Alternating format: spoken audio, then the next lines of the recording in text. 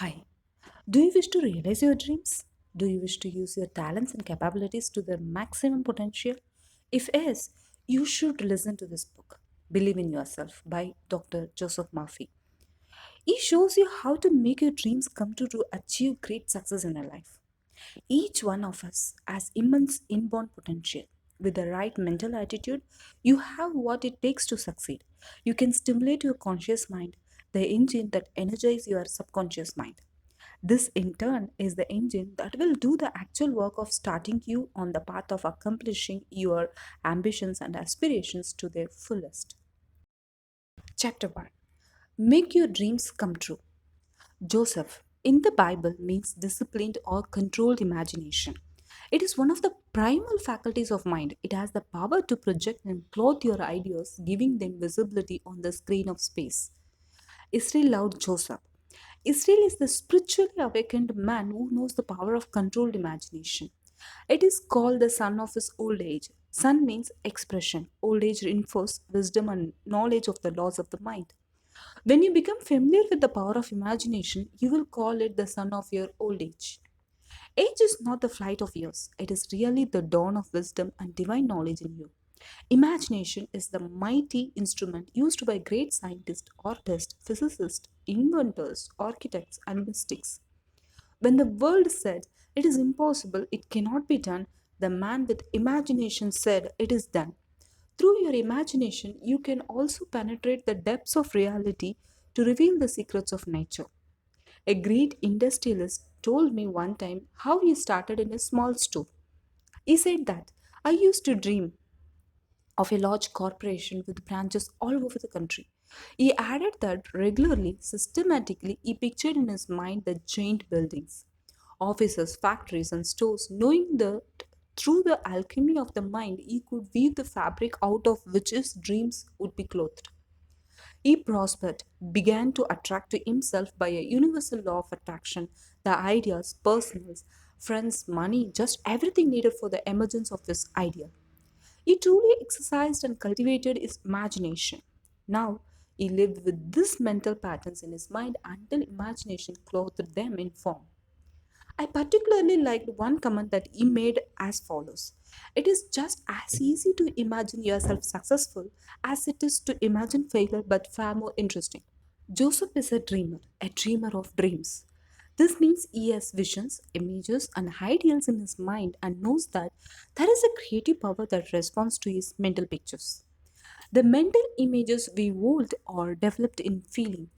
It is wisely said that all our senses are modifications of the one sense feeling. Thomas Troward, a teacher of mental science, says feeling is the law and the law is the feeling. Feeling is the fountainhead of power. We must charge our mental pictures with feeling in order to get results. We are told Joseph dreamed a dream. When he told it to his family, they hated him. Perhaps as you read this, you have a dream, an ideal, a plan, or purpose that you would like to accomplish. To hate is to reject in Bible language. The thoughts, feelings, beliefs, and opinions in your mind are the brethren that challenge you. Belittle your dreams and say to you, you cannot, it is impossible, forget it. Perhaps other thoughts come into your mind which scoff at your plan or ambition. You discover that there is a quarrel in your mind with your own society. Opposition sets in. The way to handle the opposition in your mind is to detach your attention from evidence of only what you can see and hear, that is, the appearance of things. You need to begin to think clearly and with interest about your goal or objective. When your mind is engaged on your goal or objective, you are using the creative law of mind. It will come to pass. Lo, my sheep arose and also stood upright, and behold, your sheep stood around about and made obeisance to my sheaf. Genesis 37:7. Lift your ideal or desire up in consciousness, exalt it. Commit yourself wholeheartedly to it, praise it, give your attention, love, and devotion to your ideal. And as you continue to do so, all the fearful thoughts will make obeisance to your exalted state of mind. That is, they will lose their power and disappear from the mind. Through your faculty to imagine the end result, you have control over any circumstances or condition. If you wish to bring about the realization of any wish, desire, or idea, form a mental picture of fulfillment in your mind. Constantly imagine the reality of your desire. In this way, you will actually compel it into being. What you imagine as true already exists in the next dimension of your mind. If you remain faithful to your ideal, it will one day objectify itself. The master architect within you will project on the screen of visibility what you impress on your mind. Joseph, imagination, wears a coat of many colors. A coat in the Bible is a psychological covering. Your psychological garments are the mental attitudes, moods, and feelings you entertain. The coat of many colors represent the many facets of the diamond or your capacity to clothe any idea into reality. You can imagine your friend who is poor living in the lap of luxury. You can see his face light up with joy, see his expression change with a broad smile across his lips. You can hear him tell you what you want to hear. You can see him exactly as you wish to see him. That is, he is radiant, happy, prosperous, and as also successful. Your imagination is the coat of many colors. It can clothe and objectify any idea or desire. You can imagine abundance where lack is, peace where discord is, as well as health where there is a sickness. Is Prathan said to him, "Shall thou indeed reign over us?" Imagination is the first faculty. It takes precedence over all the other powers or elements of consciousness. You have 12 faculties or brethren, but your imagination, when disciplined, enables you to collapse time and space and rise above all limitations. When you keep your imagination busy with noble, godlike concepts and ideas, you will find that it is the most effective of all faculties in your ongoing spiritual quest. The phrase Joseph is sold into Egypt means that your concept or desire must be subjectively understood first before it becomes objectified. Every concept must go down into Egypt, meaning into the subjective space where the birth of ideas takes place. Out of Egypt have I called my son. Joseph is the commander of Egypt. This tells you that imagination controls the whole conceptual realm.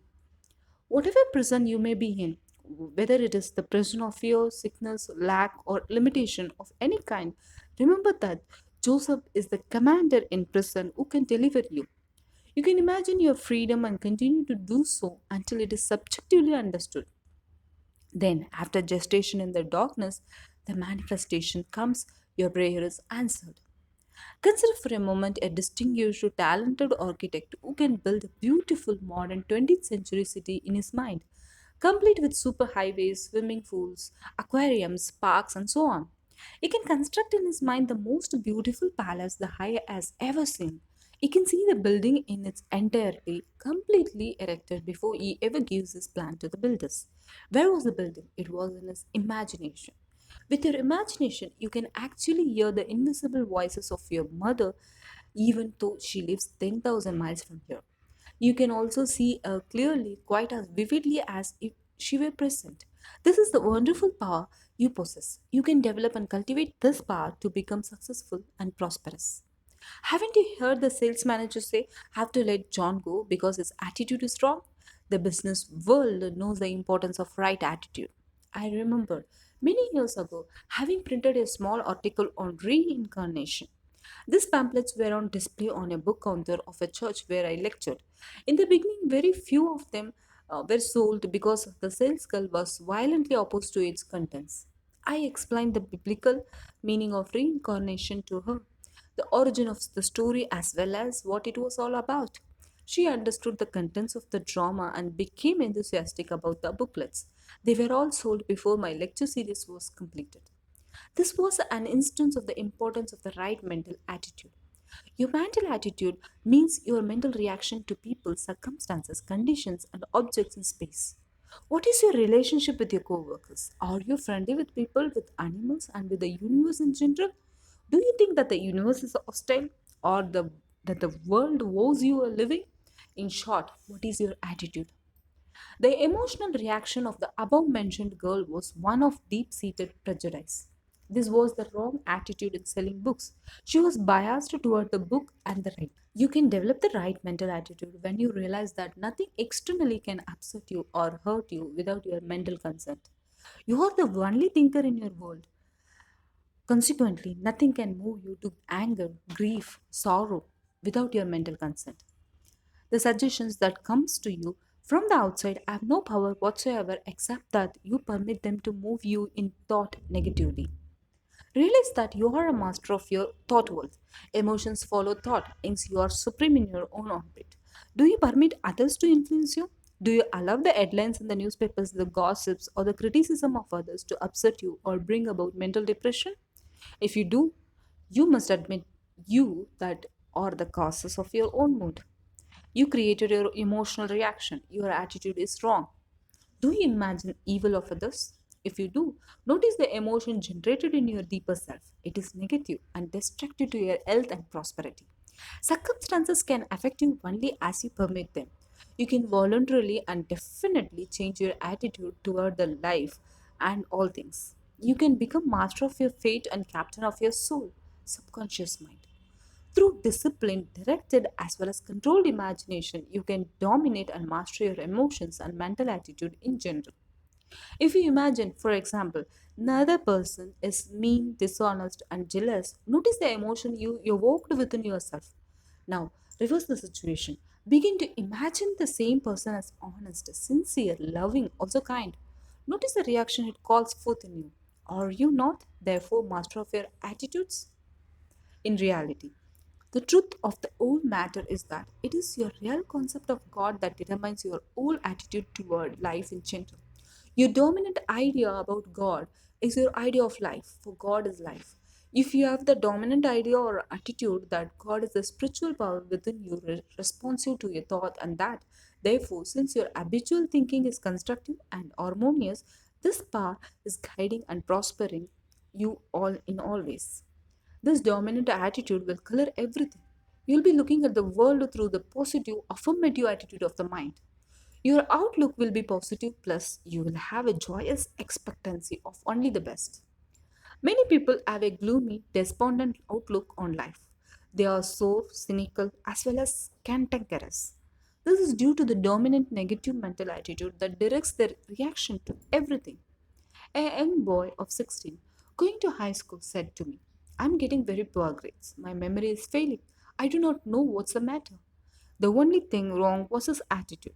He adopted a new mental attitude by realizing how important his studies were in gaining entrance grades to college in order to become a lawyer. He began to pray scientifically, which is one of the quickest way to change the mentality. In scientific prayer, we deal with the principle that responds to thought. This young man realized that there was a spiritual power within him, actually, that it was the only cause and power. Furthermore, he began to claim that his memory was perfect and that infinite intelligence constantly revealed to him everything he needed to know at all times, everywhere. He began to radiate love and goodwill to the teachers and fellow students. This young man is now enjoying a greater freedom than he had known for several years. He constantly imagines the teachers and his mother congratulating him on straight A's. It is imagining the desired result that have followed this change of attitude toward his studies. We have said previously that all our mental attitudes are conditioned by imagination. If you imagine that it is going to be a black day today, that business is going to be very poor, that it is raining, that no customers will come into your store, that they have no money, and so on, you will experience the result of your negative imagery. One time, a man was walking the streets of London when he imagined he saw a snake on the street. Fear caused him to become semi paralyzed. What he saw looked like a snake, but he had the same mental and emotional reaction as if it were a snake. Imagine whatsoever things are lovely, noble, and of good report. Your entire emotional attitude toward life will change. What do you imagine about life? Is it going to be a happy life for you, or is it one long series of frustrations? Choose a whom ye will serve. You mold, fashion, and shape your outer world of experience according to the mental images you habitually dwell on. Imagine conditions and circumstances in life with the dignity, elevate, please, as well as satisfy you. If you imagine that life is cold, cruel, odd, bitter, or that struggle and pain are inevitable, you are making life miserable for yourself. Imagine yourself on the Gold Coast. You are free, relaxed, full of enthusiasm and energy. Your joy is in overcoming all the difficulties presented by the golf course. The thrill is in surmounting all the obstacles. Now, let us take this scene. Imagine yourself going into a funeral parlor. Notice the different emotional response brought forward as you picture yourself in each of the above mentioned situations. In the funeral chapel, you can rejoice in the person's new birthday. You can imagine the loved one surrounded by his or her friends in the midst of indescribable beauty and love. You can imagine God's river of peace flooding the minds and hearts of all present. You can actually ascend the heavens of your own mind wherever you are. This is the power of your imagination. And he dreamed it another dream and told it his brethren and said, Behold, I have dreamed a dream before, and behold, the sun and the moon and the 11 stars made obeisance to me. In ancient symbology, the sun and the moon represent the conscious and subconscious mind. The 11 stars represent the 11 powers in addition to imagination. Here again, the inspired writers are telling you that disciplined imagination takes precedent over all other faculties of the mind and controls the direction of the conscious and subconscious mind. Imagination is first and foremost. It can be scientifically directed. I was examining one of the round towers of Ireland with my father over 50 years ago. He said nothing for 1 hour, but remained passive and receptive, seeming to be in a pensive mood. I asked him what he was meditating on. This is the essence of his answer. He pointed out that it is only by dwelling on the great, wonderful ideas of the world that we grow and expand. He contemplated the ages of the stones in the tower. Then his imagination took him back to the quarries where stones were first formed. His imagination unclothed the stones. He saw with the interior eye the structure, the geological formation, the composition of the stone, and reduced it to the formless state. Finally, he imagined the oneness of the stones with all the stones and with all life. He realized in his divine imagery that it was possible to reconstruct the history of Irish race from looking at the round tower. Through the imaginative faculty, this teacher was able to see the invisible man living in the tower and to hear their voices. The whole place became alive to him in his imagination. Through this power, he was able to go back in time when there was no round tower there. In his mind, he began to weave a drama of the place from which stones originated, who brought them, the purpose of the structure, as also the history connected with it. As he said to me, I am able to almost to feel the touch and hear the sound of steps that vanished thousands of years ago. The subjective mind permeates all things. It is in all things, is the substance from which they are made. The treasure house of eternity is in the very stones comprising a building. There is nothing inanimate. All is life in its varied manifestation. The sun and the moon make obeisance to Joseph, imagination. Truly, through your faculty of imagination, you can imagine that the invisible secrets of nature are revealed to you. You will find that you can dwell the very depth of consciousness, calling things that be not as though they were, and the unseen become seen. The other night, I sat in a park to look at the setting sun. Suddenly, I began to think that the sun is like a house in the city of Los Angeles. There is the greatest sun behind our sun, so on to infinity. It staggers the imagination to ponder and meditate on the myriads of suns and solar galaxies extending into infinity behind the Milky Way. This world is only a grain of sand in the infinite seashore. Instead of seeing the parts, let us look at the wholeness, the unity of all things. We are, as the poet said, all parts of one stupendous whole whose body nature is and the God, the soul. It is really out of the imaginative mind of man that all religions are born. Is it not out of the realm of imagination that television, radio, radar, superjets, and all other modern inventions came? Your imagination is the treasure house of infinity, which releases to you all the precious jewels of music, art, poetry, and inventions. You can look at some ancient ruin, an old temple or pyramid, and reconstruct the records of the dead past. In the ruins of an old churchyard, you can also see a modern city resurrected in all its beauty and glory. You may be in the prison of want and lack or behind stone bars, but in your imagination, you can find an undreamed of measure of freedom. Remember how Chico, the passion sewer cleaner, imagined and lived in a paradisiacal state of mind called the seventh heaven, even though he never saw the light of day. Bunyan in prison wrote the great masterpiece, Pilgrim's Progress. Milton, although blind, saw with the interior eye. His imagination made his brain a ball of fire and he wrote Paradise Lost. In this way, he brought some of God's paradise to all people everywhere. Imagination was Milton's spiritual height, which enabled him to go about God's business, whereby he annihilated time, space, and matter and brought forth the truths of invisible presence and power. A genius is a man who is in a rapport with the subconscious mind. He is able to tap this universal reservoir and receive answers to his problems. Thus, he does not have to work by the sweat of his brow. In the genius type of mind, the imaginative faculty is developed to a very high degree. All great poets and writers are gifted with the highly developed and cultivated imaginative faculty. I can now see Shakespeare listening to the old stories, fables, and myth of his day.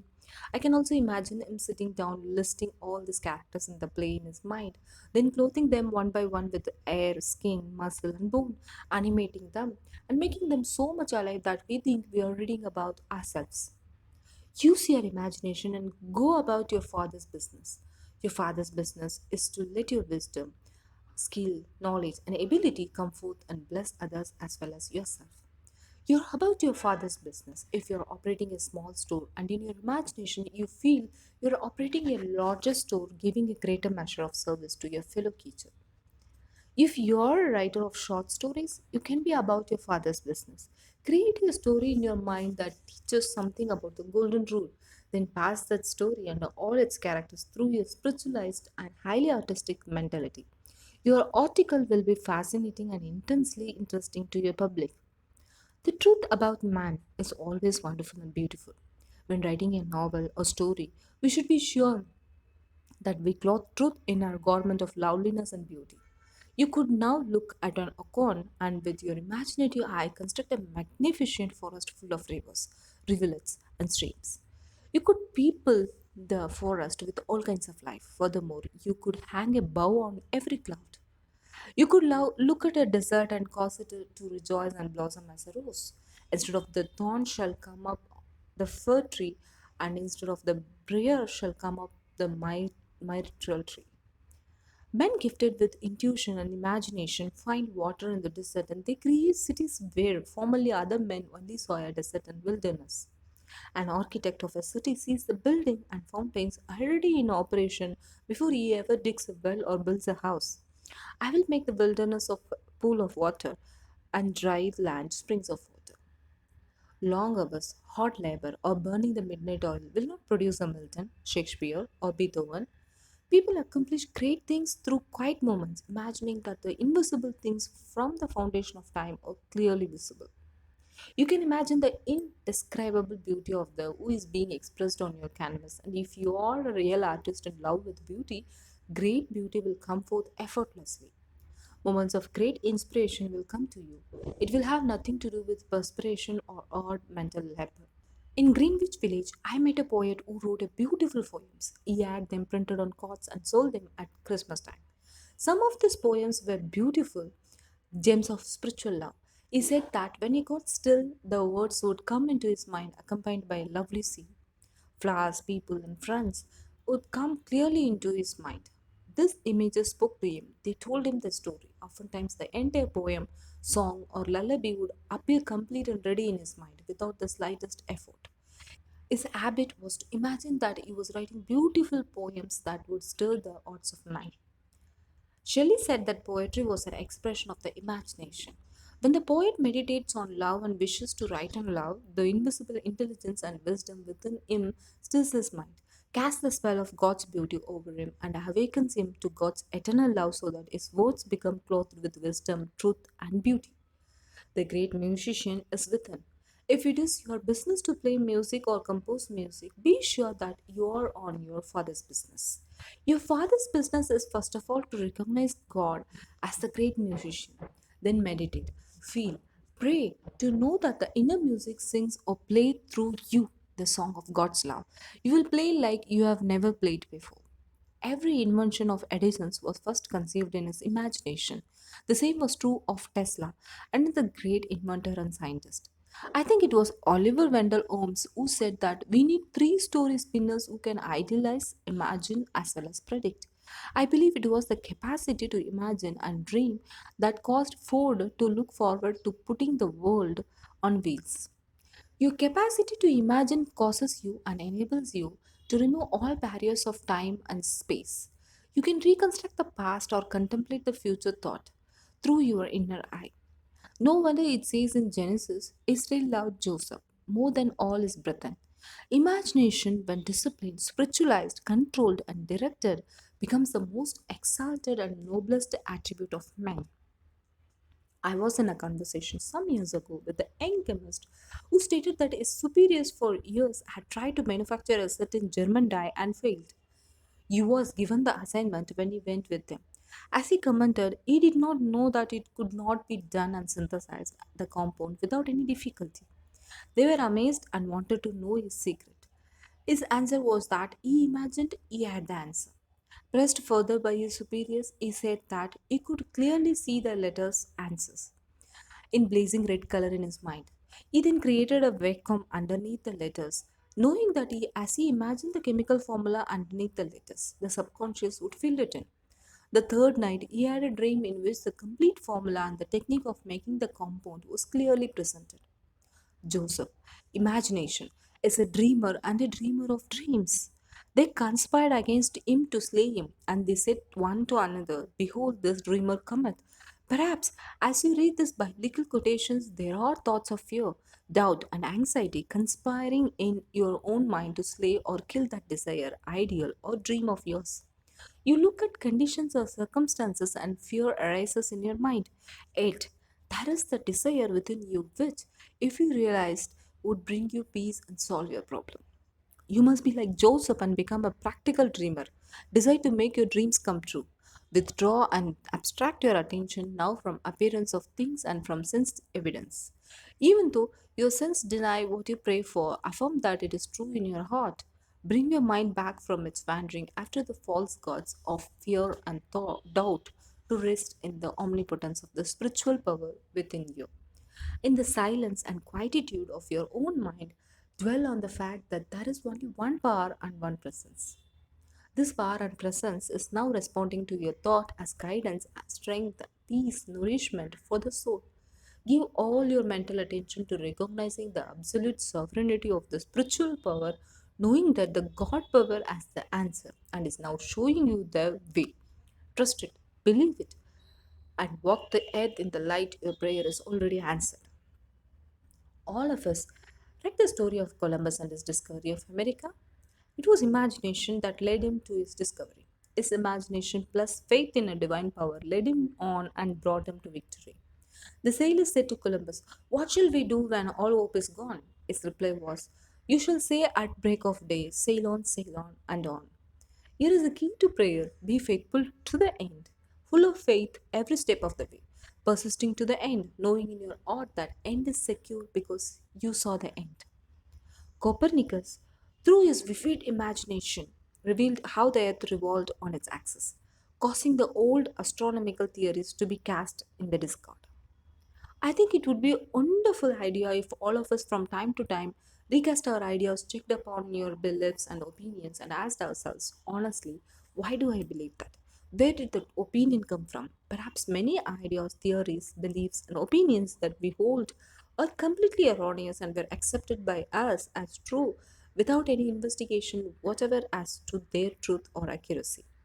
Because our father and grandfather believed in a certain way is no reason why we should. One woman said to me that a certain idea she had must be true because her grandmother believed it. That is absurd. The race mind believes in many things that aren't true.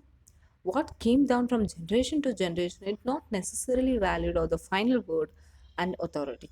The above mentioned woman, who was honest and well meaning, had a mind that was very touchy on psychological truths. She took everything in the Bible literally. This mind worked by prejudice, superstition, and opposed everything that was not in accord with their established beliefs, opinions, and preconceived notions. Our mind must be like a parachute. The latter opens up if it does not, it isn't any good. Likewise, we must open our eyes and minds to new truths. We must hunger and thirst after new truth and new knowledge, enabling us to soar aloft above our problems on the wings of faith and understanding. The famous biologists, physicists, astronomers, and mathematicians of our day are men gifted with a vivid scientific imagination. For instance, Einstein's theory of relativity existed first in his imagination. Archaeologists and paleontologists studying the tombs of ancient Egypt through their imaginative perception reconstruct ancient scenes. The dead past become alive and audible once more. Looking at the ancient ruins and the hieroglyphics thereon, the scientists tell us of an age when there was no language. Communication was done by grunts, groans, or signs. The scientist's imagination enables him to clothe this ancient temple with roofs, indeed, surround them with gardens, pools, and fountains. The fossil remains are clothed with eyes, sinews, and muscles. They again walk and talk. The past becomes the living present. We find actually in imagination that there is no time or space. Through your imaginative faculty, you can be a companion of the most inspired writers of all time. Recently, I gave a lecture to our Sunday audience on the 21st chapter of Revelation in the Wilshire Ebel Theatre in Los Angeles. The previous night, while I was meditating on the inner meaning of the following verses, I intuitively and actually felt the presence and the intimate companionship of the mystic seer who wrote the inspired verses. And I, John, saw the holy city, New Jerusalem, coming down from God out of heaven, prepared as a bride adorned for her husband. And I heard a great voice out of heaven saying, Behold, the tabernacle of God is with men, and he will dwell with them and be their God. Revelation 21 2.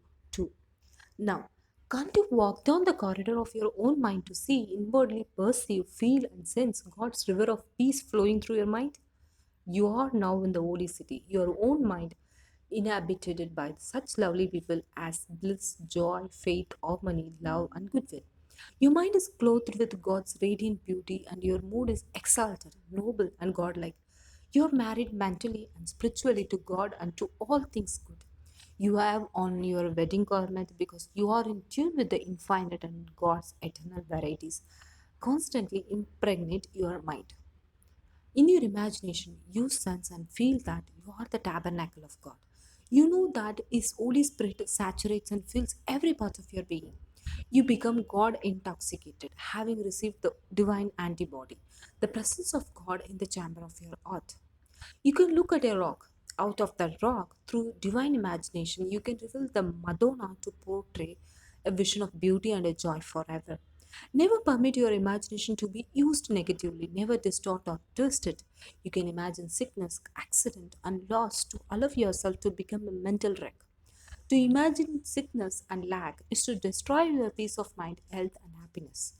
On board ship, one time, I heard a passenger exclaim when looking at the setting sun, I'm so happy, I hope this lasts forever. How often have you seen a glorious sunrise? Perhaps you said, I hope this lasts forever. Nothing in this transitory world lasts eternally. However, the truths of God last forever. Darkness follows night, but morning will come again. Twilight will also come. You do not want things to stand still. You do not want to stand still either, for there are new worlds within and without to conquer. Change eternal is at the root of all life. You do not want to remain in a rut. Problems are life's way of asking you for an answer. The greatest joy and satisfaction is in overcoming, in conquering. Life would become unbearable and unendurable if you do not experience change. We would be bored by the monotony of the things. You meet with night and day, cold and heat, ebb and flow, summer and winter, hope and despair, success and failure. You find yourself moving through opposites. Through your power to imagine what you wish and to feel its reality, subjectively is to reconcile the opposites and bring peace to the mind. In the midst of sorrow, grief, or the loss of a loved one, your imagination and faith, the two wings of the bird, take you aloft into the very bosom of God, your Father, where you find peace, solace, and divine rest for your soul. In your imagination, you look into the very face or truth of God. Then God wipes away all tears. There shall be no more crying. All the mist or fog of the human mind dissolves in the sunshine of God's love. And God shall wipe away all tears from their eyes, and there shall be no more death, neither sorrow nor crying, neither shall there be any more pain, for the former things are passed away. Behold, I make all things new. Revelation 4 5. When the night is black, you see no way out. That is when your problem is most acute. Let your imagination be your savior. I will lift up mine eyes, imagination, unto the hills from whence cometh my help. The hills are of an inner range, the presence of God in you. When you seek guidance and inspiration, fix your eyes on the stars of God's truth, such as infinite intelligence leads and guides me, or divine wisdom floods my mind, and I am inspired from on high. There is a designer, an architect, and a weaver within you. It takes the fabric of your mind, your thoughts, feelings, and beliefs, and molds them into a pattern of life that brings you peace or discord, health or sickness. You can imagine a life that will take you up to the third heaven, where you will see unspeakable and unutterable things of God, or through the distorted, morbid use of your imagination, you can sink to the depths of degradation. Man is the tabernacle of God. No matter how low a man has sunk, the healing presence is there waiting to minister to him. It is within us, waiting for us to call upon it. You can use your imagination in all business transactions in a wonderful way. Always imagine yourself in other fellows' place, and this tells you what to do. Imagine that the other is expressing all that you long to see him express. See him as he ought to be, not as he appears to be. Perhaps he is surly, sarcastic, bitter, or hostile. There may be many frustrated hopes and tragedies lurking in his mind. Imagine whatsoever things are lovely and of good report, and through your imagination you have covered him with the garment of God. God's world of ideals and God's infinite ideals are within him, waiting to be born and released. You can say, if you wish, God waits to be born in him. You can open the door and kindle the fire of God's love in that man's heart, and perhaps the spark you lit will burst into a divine fire. The greatest and richest galleries of art in the world are the galleries of the mind devoted to God's truth and beauty. Leonardo da Vinci, through his gift of imagination, meditated on Jesus and the 12 disciples and what they meant. Lost in deep reverie, his imagination secreted the perfect picture from the infinite reservoir within him. Due to his perfect focus, his inner eye glowed with an interior luminosity, so that he was inspired. Out of his divine imagery came the masterpiece, The Last Supper. You have visited a quiet lake or a mountain top. Notice how the placid, cool, calm surface reflected the heavenly light. So does the quiet mind of the spiritual man reflect God's interior lights and wisdom. Picture your ideal in life. Live with this ideal. Let the ideal captivate your imagination. Let the ideal thrill you. You will move in the direction of the ideal that governs your mind. The ideals of life are like the dew of heaven that move over and the arid areas of man's mind, refreshing and invigorating him. The inspired writer's imagination was fired with the truth when he wrote, "There is a river, the streams whereof shall make glad the city of God, the holy place of the tabernacles of the Most High." By now, you know that imagination is the river enabling you to flow back psychologically to God. The streams and rivulets are your ideas and feelings, plus the emanation of love and goodwill that goes forth from you to all men everywhere. Man looks out into the world and he sees sickness, chaos, and man's inhumanity to man. The man with the disciplined imagination soars above all appearances, discord, apparent evidence, to see the sublime principle of harmony.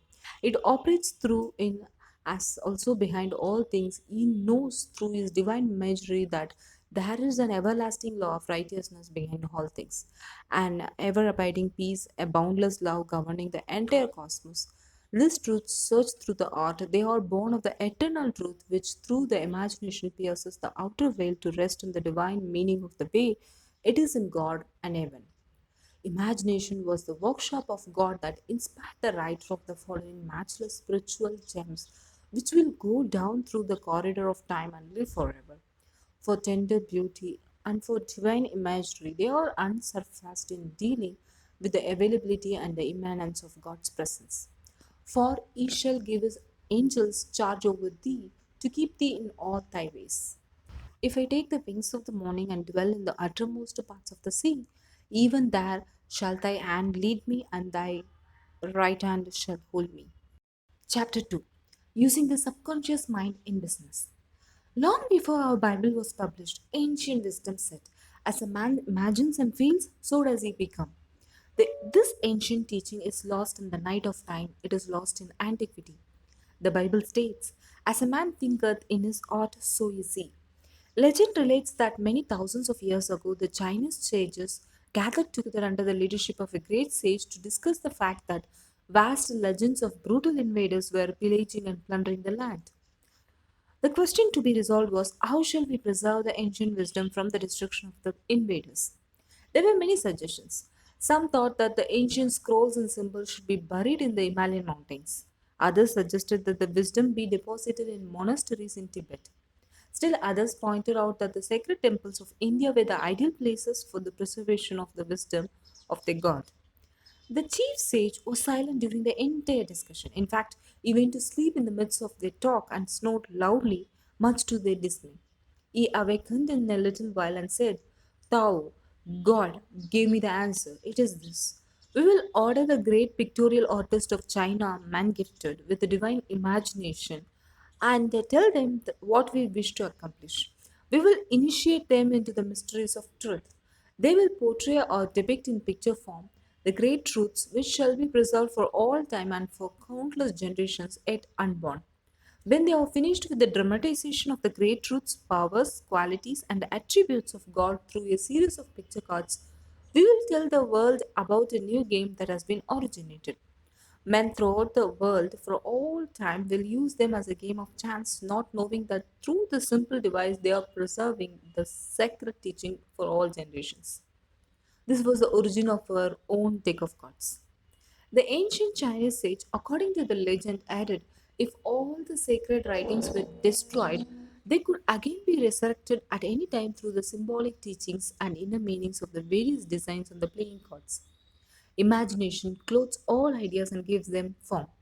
Through the divine artistry of the imagination, this artist clothed all these ideas with pictorial form. In the act of imagination, that which is hidden in your deeper self is made manifest. Through imagination, what exists in latency or is asleep within you is given form in your thoughts. We contemplate what previously had not been revealed. Let us take some simple examples. When you were going to be married, you had vivid, realistic pictures in your mind. With your power of imagination, you saw the minister, rabbi, or priest. You heard them pronounce the words, you saw the flowers, the church. You also heard the music. You imagined the ring on your finger to you travel through your imagination on your honeymoon to Niagara Falls or Europe. All this was performed by your imagination. Likewise, before graduation, you had a beautiful skinny drama taking place in your mind. You had clothed all your ideas about graduation in form. You imagined the professor or the president of the college giving you your diploma. You saw all the students dressed in gowns. You heard your mother or father or your girl or boyfriend congratulate you.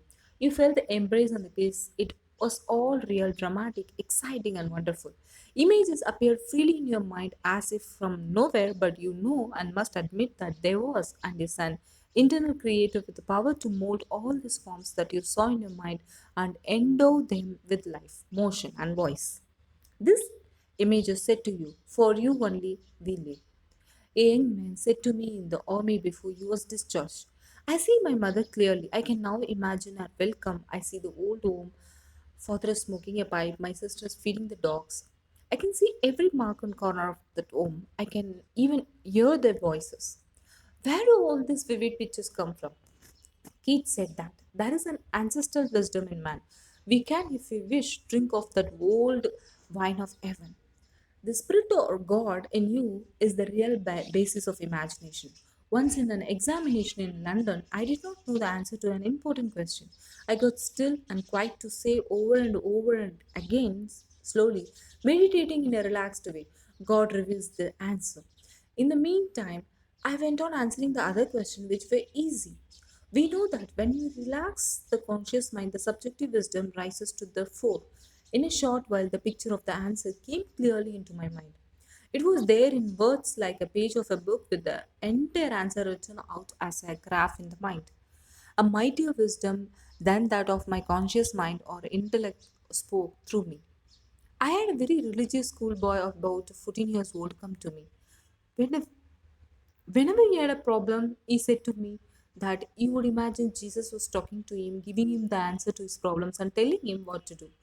His mother was very ill. This boy was highly imaginative. He read the story of Jesus healing the woman with fever. My little friend related to me. Last night I imagined Jesus saying to me, "Go thy way, thy mother is made whole." He made that drama of the mind so real, vivid, and intense that due to his faith and belief, he convinced himself of the truth of what he heard subjectively. His mother was completely healed, yet she was considered at that time hopeless and behind medical help. Being a student of the laws of mind, you know what happened. He galvanized himself into the feeling of being one with his image, and according to his faith of conviction, was it done unto him. There is only one mind and one healing presence. As the boy changed his conviction about his mother and felt her perfect health, the idea of perfect health was resurrected in her mind simultaneously. He did not know anything about spiritual healing or the power of imagination. He operated the law unconsciously and believed in his own mind that Jesus was actually talking to him. Then, according to his belief, was it done unto him.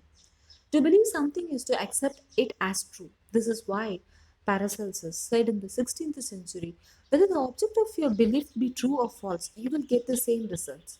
There is only one spiritual healing principle and one process of healing called faith. According to your faith, it's it done unto you. There are many processes, methods, as also techniques of healing. All of them get results, not because of the particular technique or method, but because of imagination and faith in the particular process. They are all tapping the one source of healing, which is God. The infinite healing presence permeates all things and is omnipresent. The voodoo doctor with his incantations get results. So does the kahuna of Avoy with his ministrations. The various branches of New Thought and the Christian Science, the Nancy School of Medicine, osteopathy, and so on. All the schools of thought are meeting levels of consciousness that are doing good. Any method or process that alleviates human misery, pain, and distress is good. Many churches practice the laying on of hands, others make novenas and visit shrines. All are benefited according to their mental acceptance of belief.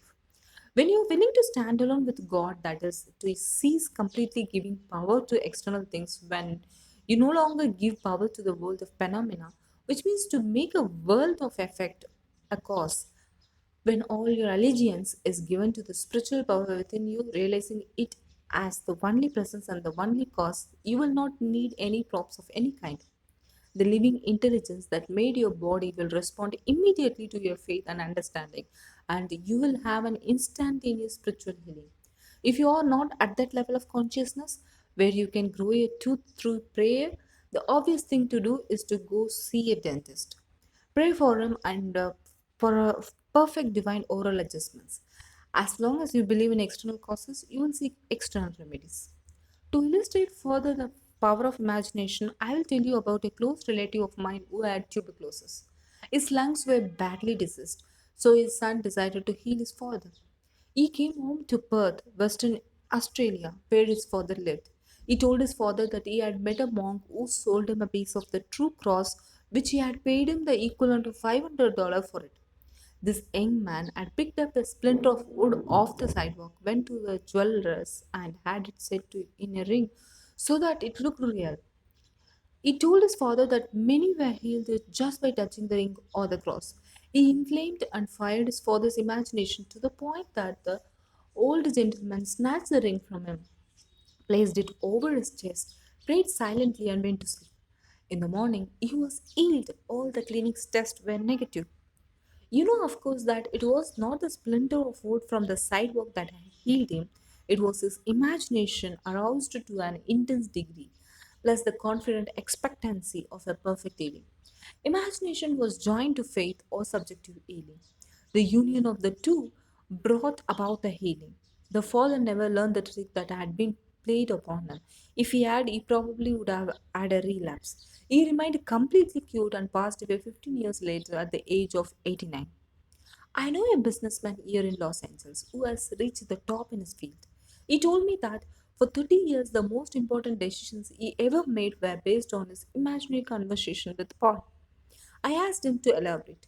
He then remarked that few people in the business would realize the wonderful guidance and counsel they could receive by dramatizing in their imagination that they were receiving counsel from the writers or great seers of Bible. I will quote this successful executive as accurately as I can. Many times, my decisions might have prospered the company or plunged it into bankruptcy. I vacillated, wavered, got high blood pressure and heart disease. One day the idea came to me, why not ask Jesus or Paul? I loved the epistles of Paul. So when an important decision was to be made, I would imagine Paul was saying to me, your decision is perfect. It will bless your organization. Bless you, my son. Keep on God's path. After imagining I saw Paul and heard him, a wave of peace and inner tranquility would seize me. I was at peace about all decisions. This businessman's way of receiving divine guidance by using his imagination to convince himself about the right action. There is only one principle of intelligence in this world. All that is really necessary is to say and believe God is guiding me now, and there is only right action in my life. The mind, as Trover tells you, words like syllogism. If your premise is correct, the conclusion or result will correspond. The subjective reasons deductively only, and its sequence or conclusion is always in harmony with the premise. Establish the right premise in your mind. You will be subjectively compelled to right action. Inner movement of the mind is action.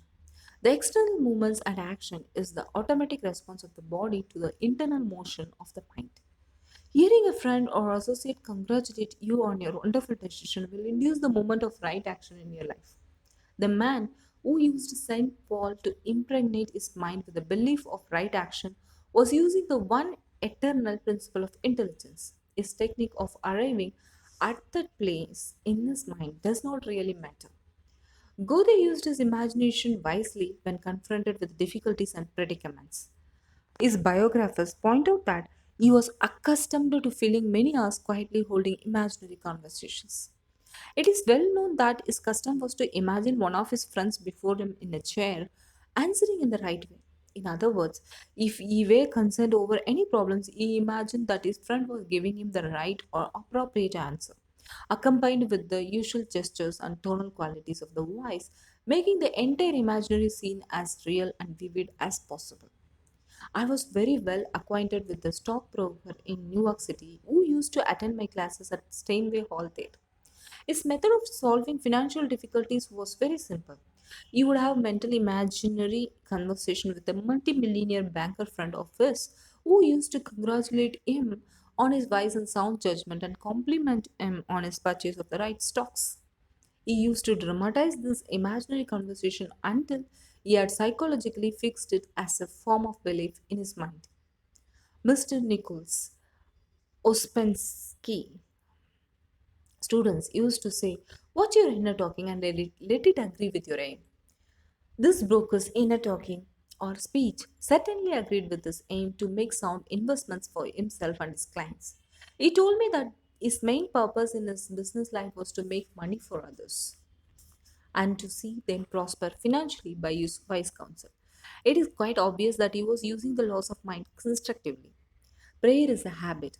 This broker regularly and at frequent intervals during the day returned to the mental image in his mind. He made it a deep subjective pattern that which is embodied subjectively is objectively expressed. It is the sustained mental picture that is developed in the dark of the mind. Run your mental movie often. Get into the habit of flashing it on the screen of your mind frequently. After a while, it will become a definite habitual pattern. The inner movie that you have seen with your mind's eye shall be made manifest openly. You call it things that be not as though they were, and the unseen becomes seen. Many people solve their dilemmas and problems by the play of their imagination, knowing that whatever they imagine and feel as true will and must come to pass. Some time ago, a certain young woman was involved in a complicated lawsuit that had persisted for 5 years. There was one postponement after another, with no solution in sight. At my suggestion, she began to dramatize as vividly as possible, a lawyer having an animated discussion with Earl regarding the outcome. She would ask him questions, he would answer her appropriately. Then she condensed the whole thing down to a simple phrase as suggested years ago by the French School of Mental Therapeutics. She had him repeat it over and over again to her. The phrase she said was, "There has been a perfect harmonious solution. The whole case is settled outside court." She kept looking at the mental picture whenever she had a spare moment. While in a restaurant for a cup of coffee, she ran the mental movie with the gestures, voice, and sound equipment. She could imagine easily the sound of his voice, smile, and mannerisms. She ran the movie so often that it became a subjective pattern, a regular train track. It was written in her mind, or as the Bible says, it was written in her heart and inscribed in her inward words. Her conclusion was, "It is God in action," meaning all around harmony and peace. Harmony is of God, and what you want in a legal case is a harmonious solution. In the science of imagination, you must first of all begin to discipline your imagination and not let it run riot. Science insists upon purity. If you wish a chemically pure product, you must remove all traces of other substances as well as extraneous material. You must, in other words, separate out and cast away all the dross. In the science of imagination, you eliminate all the mental impurities such as fear, worry, destructive inner talking, self condemnation, and the mental union with other miscellaneous negatives. You must focus all your attention on your ideal and refuse to be served from your purpose or aim in your life. As you get mentally absorbed in the reality of your ideal by loving and remaining faithful to it, you will see your desire take form in your world. In the book of Joshua, it says, "Choose ye this day whom ye shall serve." Let your choice be, I am going to imagine whatsoever things are lovely and of good report. I know and have talked to many people who diabolically invert the use of their God given faculty. The mother, for example, imagines that something bad has happened to her son, John, because he is late coming home.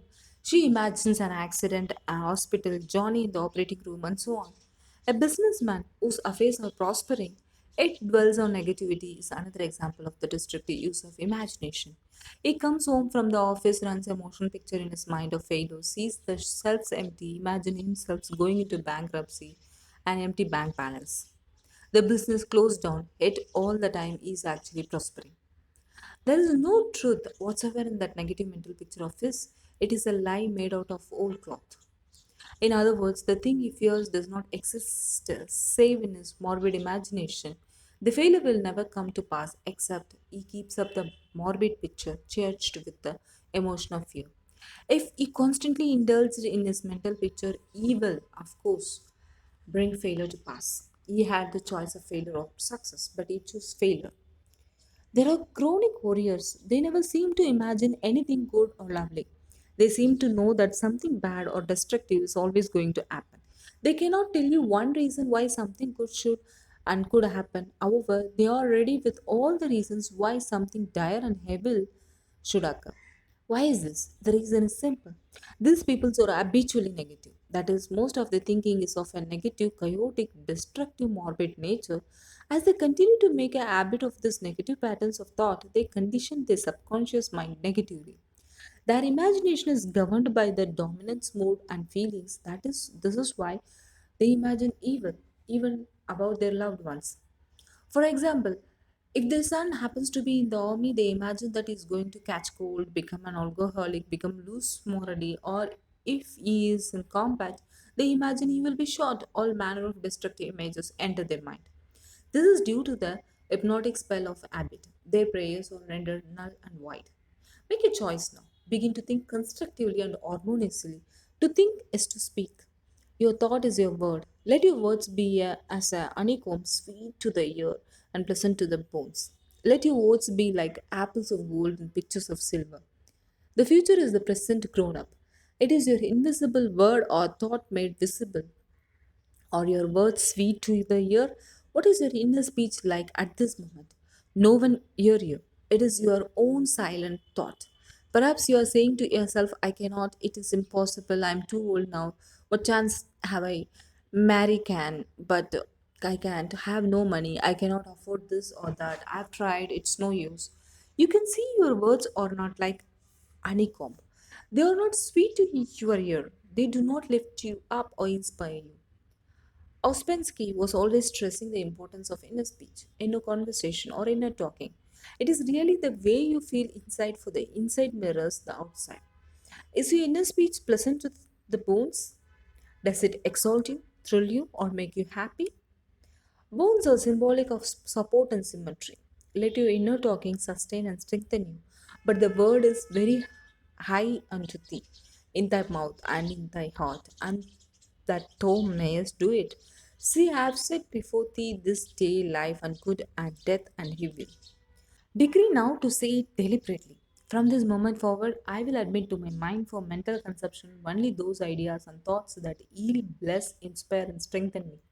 Let your words from now on be as apples of gold and pictures of silver. An apple is a delicious fruit. Gold means power. Pictures of silver mean in the Bible your desires. The picture in your mind is the way you want things to be. It is the picture of your fulfilled desire. It could be a new position or health. Let your words, your inner silent thoughts, feelings coincide and agree with the picture of silver or your desire. Desire and feeling joined together in a mental marriage will become the answered prayer. Be sure you follow the imagination of the Bible and let your words be sweet to the ear. What are you giving your ear to now? What are you listening to? What are you giving attention to? Whatever you give attention to will grow, magnify, and multiply in your experience. Faith comes by hearing. Paul says, listen to the great truths of God. Listen to the voice of God. What language does he speak in? It is not a Gallic, French, or Italian, but the universal language or mood of love, peace, joy, harmony, faith, confidence, as also goodwill. Give your ear to these qualities and potencies of God. Mentally eat of these qualities, and as you continue to do so, you will be conditioned to those positive, enduring qualities. The law of love will govern you. You have heard this oft repeated quotation: man is made in the images and likeness of God. This means that your mind is God's mind, as there is only one mind. Your spirit is God's spirit, and you create in exactly the same way and through the same law as God creates. Your individual world, that is, experiences, conditions, circumstances, and environment, as well as your physical health, financial states, as well as your social life, etc., is made out of your own mental images and after your own likeness. Like attracts like. Your world is a mirror reflecting back to you, your inner world of thought, feeling, beliefs, and inner conversation. If you begin to imagine evil powers working against you, or that there is a jinx following you, or that other forces and people are working against you, there will be a response of your deeper mind to correspond with these negative pictures and fears in your mind. Consequently, you will begin to say that everything is against you or that the stars are opposed to you. Maybe you will blame karma, your past lives, or some demon. Truly, the only sin is ignorance. Pain is not a punishment, it is the consequence of the misuse of your inner power. Come back to the one truth to realize that there is only one spiritual power. It functions through the thoughts and images of your mind. The problems, vexations, and strife are due to the fact that man has actually wandered away after false gods of fear and error. He must return to the center, the God's presence within. Affirm now the sovereignty and authority of this spiritual power within you, the principle of all life. Claim divine guidance, strength, and nourishment, peace, and the power will respond accordingly. I will now proceed to point out how you may definitely and positively convey an idea or mental image to your subconscious mind. The conscious mind of man is personal and selective. It chooses, selects, weighs, analyzes, dissects just to investigate. It is capable of inductive and deductive reasoning. The subjective or subconscious mind is subject to the conscious mind. It might be called a servant of the conscious mind. The subconscious obeys the order of the conscious mind, your conscious thought, as power. The power you are acquainted with is thought. In the back of your thought is mind, spirit, or God. Focused, directed thoughts reach the subjective levels. They must be of a certain degree of intensity. Intensity is acquired by concentration. To concentrate is to come back to the center and contemplate the infinite power within you that lies stretched in smiling response. To concentrate properly, you still the wheels of your mind and enter into a quiet, relaxed mental state. When you concentrate, you gather your thoughts together to focus all your attention on your ideal aim or objective. You are now at a focal or central point where you are giving all your attention and devotion to your mental image. The procedure of focused attention is somewhat similar to that of a magnifying glass as it can focus on the rays of the sun. You can see the difference in the effect of the scattered vibrations of the sun's heat as also the vibration that emanate from central point. You can direct the rays of the magnifying glass so that it will burn up a particular object upon which it is directed. Focused, steadied attention of your mental images gain a similar intensity and a deep lasting impression is made on the sensitive plate of the subconscious mind. You may have to repeat this drama of the mind many times before you can make an impression. Yet the secret of impregnating the deeper mind is continuous or sustained imagination. When fear or worry comes to you during the day, you can always immediately gaze upon the lovely picture in your mind, realizing and knowing that you have operated a definite psychological law that is now working for you in the dark house of your mind. As you do so, you are truly watering the seed to fertilize it, by this means accelerating its growth. The conscious mind of man is the motor. The subconscious is the engine. You must start the motor, the engine will do the work. The conscious mind is the dynamo that awakens the power of the subconscious. The first step in conveying your clarified desire, idea, or image to the deeper mind is to relax. Immobilize the attention to get still and quiet. This quiet, relaxed, peaceful attitude of mind prevents extraneous matter and false ideals from interfering with your mental absorption of your ideal. Furthermore, in the quiet, passive, receptive attitude of mind, effort is reduced to a minimum. In the second step, you begin to imagine the reality of that which you desire for. For example, you may wish to sell a home. In private consultation with real estate brokers, I've told them of the way I sold my own home. They have applied it with remarkable results. I placed a sign in the garden in front of my home that read, "For sale by owner." The second day after placing the sign, I said to myself as I was going to sleep, "Supposing you sold the house, what would you do?" I answered my own question as I said, "I would take the sign down and throw it in the garbage." In my imagination, I took hold of the sign, pulled it up from the ground, placed it on my shoulder, went to the garbage to toss it on the floor.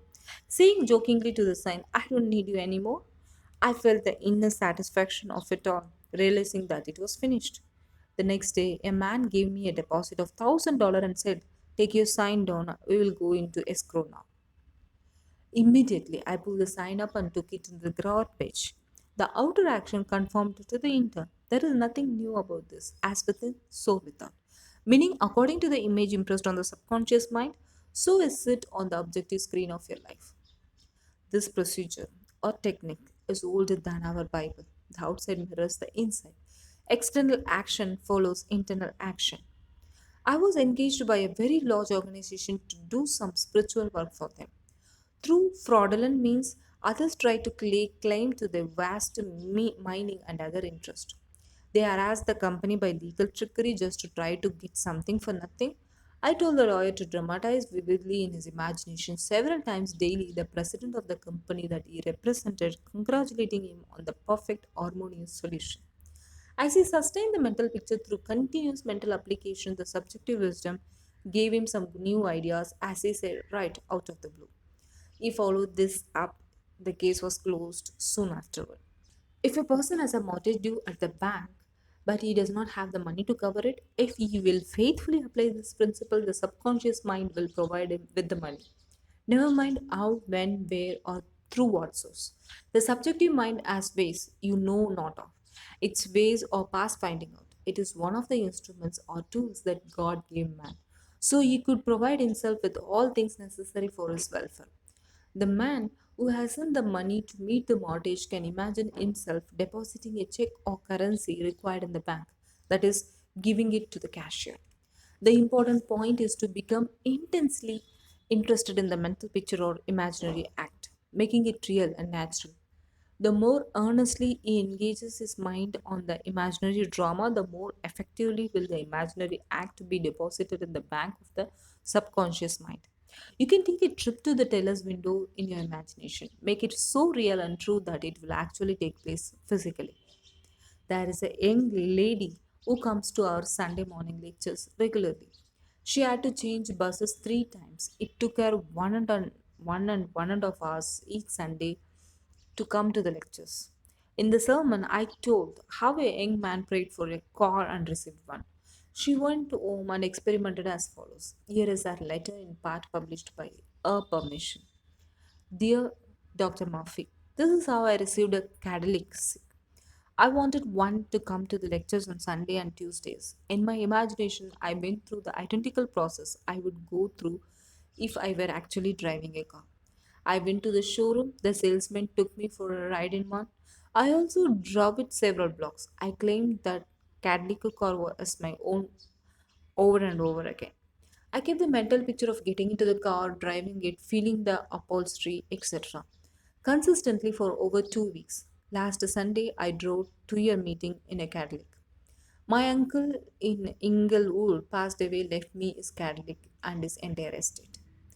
If you are saying, well, I do not know of any way to get the money to pay off the mortgage, do not worry about it. To worry means to strangle. Realize that there is a power inherent within you that can provide you with everything you need when you call upon it. You can decree now with feeling and conviction. My house is free from all debt, and wealth flows to me in avalanches of abundance. Do not question the manner in which the answer to your prayers will come. You will do the obvious things necessary, knowing that the subconscious intelligence is directing all your steps, for it knows everything necessary for the fulfillment of your desires. You can also imagine a letter from the mortgage company informing you that you are paid up. Rejoice in that image. Live with that imaginary letter in your mind until it becomes a conviction. Become convinced now that there is a power within you that is capable of bringing what you imagine and feel as true into manifestation. Sitting idly by, daydreaming, or just imagining the things you would like to possess will not attract them to you. You must know, actually believe that you are operating a law of mind. Be convinced of your God given power to use your mind constructively to bring the thing you desire into reality. Know what you want. The subconscious mind will carry out the idea because you have a definite, clear cut concept of what you wish to possess. Imagine clearly the fulfillment of your desire. Then you are giving the subconscious something definite to act upon. The subconscious mind is the film upon which the picture is impressed. The subconscious develops the picture and sends it back to you in a material, objectified form. The camera is you consciously imagining the realization of your desire through focused attention. As you do this in relaxed, happy mode, the is cast on the sensitive film of the subconscious mind. You also need a time exposure. It may be 2 or 3 minutes or longer depending on your temperament, feeling, and understanding. The important thing to remember is that it is not so much the time as the quality of your consciousness, the degree of feeling of faith. Generally speaking, the more focused and absorbed your attention and the longer the time, the more perfect will be the answer to your prayer. Believe that you have received and ye shall receive. Whatsoever ye shall ask in prayer, believing ye shall receive. To believe is to accept something as true or to live in the state of being it as you sustain this mood. You shall experience the joy of the answered prayer. Chapter 3. How to imagine success. God is always successful in his undertakings. Man is equipped to succeed because God is within him. All the attributes, qualities, and potencies of God are within. You are born to win, to conquer, indeed, to overcome. The intelligence, wisdom, as well as power of God are within you, waiting to be released and enabling you to rise above all difficulties. There are many men who quietly use the abstract term success over and over many times a day until they reach a conviction that success is theirs. Remember that the idea of success contains all the essential elements of success. As man repeats the word success to himself with faith and conviction, his subconscious mind will accept it as true of himself. Now will be the under subjective compulsion to succeed. We are compelled to express not only our subjective beliefs, impressions, but also convictions. The ideal way to succeed is to know what you want to achieve. If you do not know your right place or what you would like to do, you can ask for guidance on the question. The deeper mind will respond. As a result, you will find a push or tendency in a certain field of activity. The deeper mind is responsive to your thought. The subconscious, sometimes called subjective or deeper mind, sets in operation its unconscious intelligence that attacks to the individual the conditions necessary for his success. Man should make it a special point to do the things he loves to do. When you are happy in your endeavor, you are a success. Accept the fact that you have an inner creative power. Let this be a positive conviction. This infinite power is responsive and reactive to your thought. To know, understand, as also apply this principle makes doubt, fear, and worry gradually disappear. If a man dwells on the thought, for example, of failure, the thought of failure attracts failure. The subconscious takes the thought of failure as his request to proceed, to make his experience the reality. Only because he indulges in the mental practice of conceiving failure, the subconscious mind is impersonal and non selective. A business friend of mine, a tailor by trade, as a favorite say, all I ever do is add, I never subtract. He means that success is a plus sign. Add to your growth, wealth, and power, knowledge, faith, as well as wisdom. Life is addition, death is subtraction. You add to your life by imagining whatsoever things are true, lovely, noble, as also godlike. Imagine and feel yourself successful. You must become successful. You are never a slave to circumstances, environment, or conditions. You are master of conditions. You can become a victim of conditions by mentally acquiescing to the present state of things. As you change your mind, you change conditions. A movie actor told me once that he had very little education, but he had a dream as a boy of being a successful movie actor. Out in the field, mowing hay or driving the cows home, or even when milking them, he said, I would constantly imagine that I saw my name in big lights in a large theater. I kept this up for years until finally I ran away from home, got extra jobs in the motion pictures field, and the day came when I saw my name in a great big lights, as I did when I was a boy. Then he added, I know the power of sustained imagination to bring success. What as success imply to you?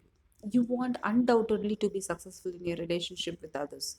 You wish to be outstanding in your chosen work or profession.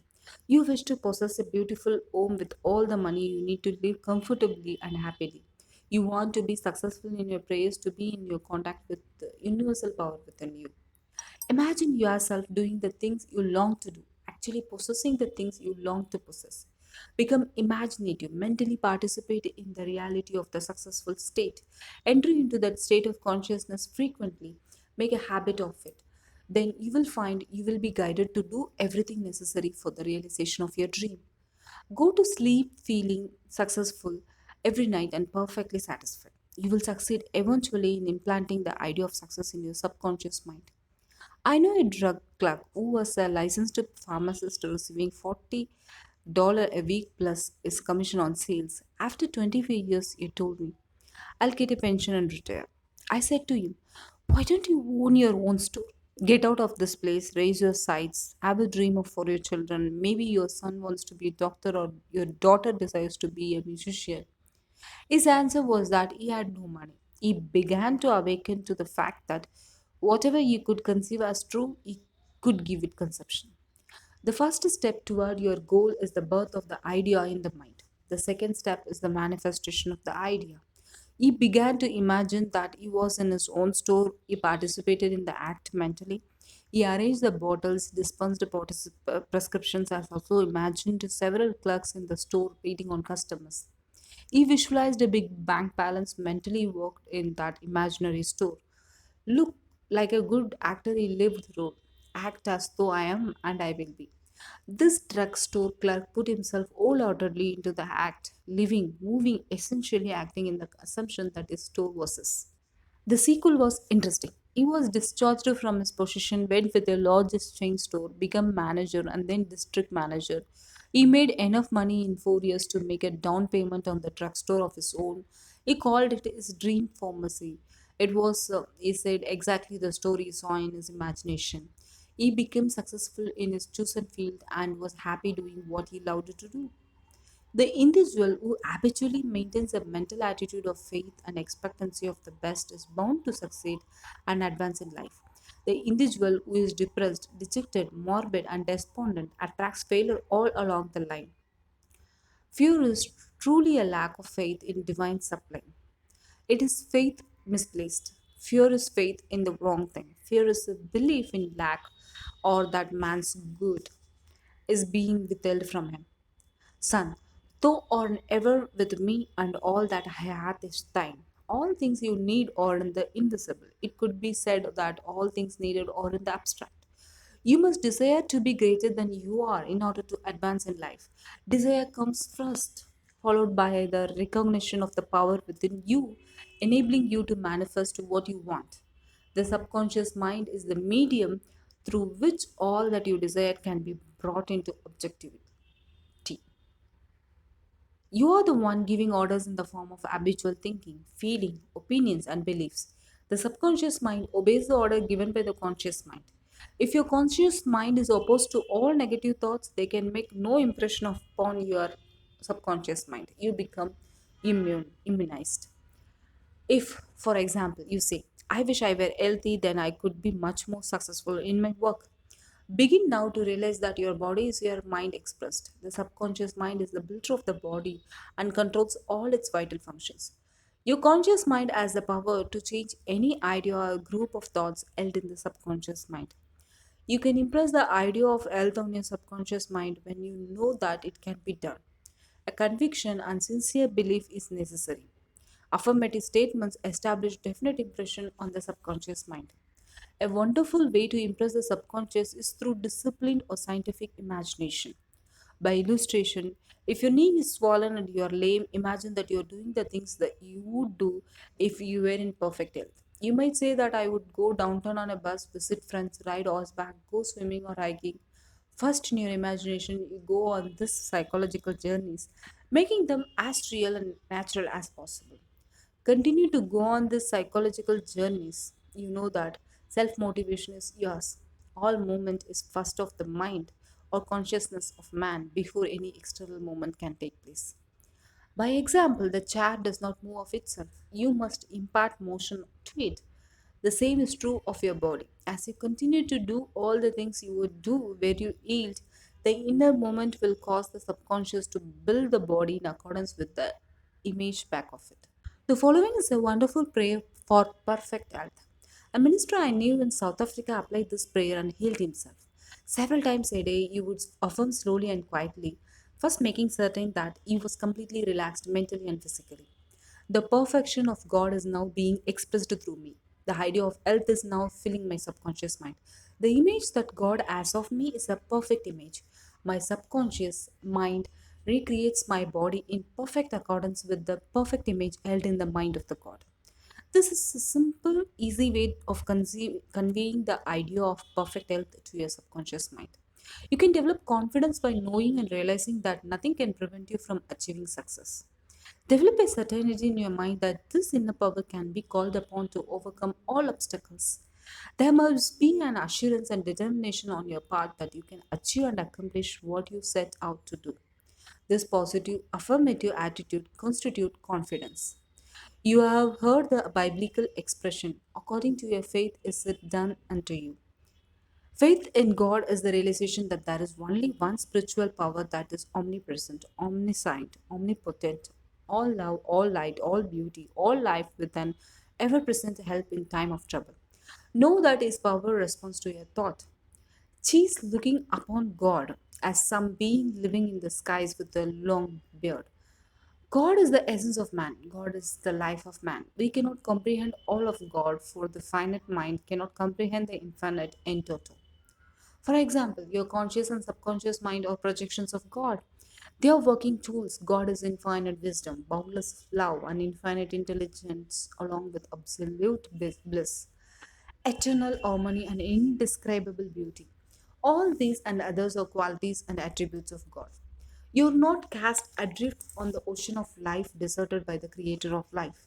This presence and power is within you. This knowledge or awareness of divinity within you is the greatest and most powerful contributing factor to the success. Develop your talents. Begin to use them. They are God given. You have faculties and powers which require constant development. Man shall decree a thing and it shall come to pass. What are you mentally decreeing now? What is the nature of your inner talking, inner conversation, as also your idle moods? Man shall account for every idle word he speaks. The idle words are doubt, fear, anxiety, plus worry. If these are present, you're not giving definite positive orders to your subconscious mind because there is no definite impression made as to what you wish to bring to pass. Fear and worry cause confusion in the conscious mind. This creates confusion in the subconscious mind, and nothing happens but confusion in man's surface. Continue to trust in the divine power, and that which you desire will come to you in some manner. Have faith in God, in the divine power, in His divine love, and His overshadowing presence, always watching over you, and you will become invincible. Trust in the Lord and do good, so shalt thou dwell in the land, and verily thou shalt be fed. That's the end of the book. I have an unshakable faith, belief on the divine power that resides within you. Stay blessed and happy. Love and peace from the Greatness Guide.